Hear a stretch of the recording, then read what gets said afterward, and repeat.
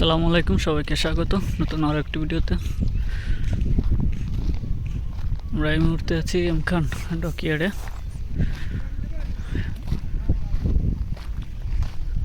বর্তমানে নৌযানটি সার্ভিসের বাইরে রয়েছে। ঈদে এক ট্রিপ দেওয়ার পরেই নৌযানটি সার্ভিসের বাইরে চলে গেছে, কারণ ইঞ্জিনের সমস্যাজনিত কারণে, প্রপেলারের সমস্যার কারণে নৌযানটি সার্ভিসের বাইরে চলে গেছে।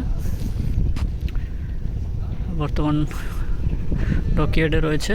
আর এই হচ্ছে এম খান সিভিল লঞ্চের পপুলার, নতুন পপুলার। এই পপুলারটি লাগানো হবে নৌযানটিতে। আর এই হচ্ছে এম খান 7। নৌযানটি ঈদে একটি ট্রিপ দিয়েছে মাত্র। বর্তমানে টুকিটাকি কাজ চলছে নৌযানটির। খুব শীঘ্রই সার্ভিসে যুক্ত হবে নৌযানটি।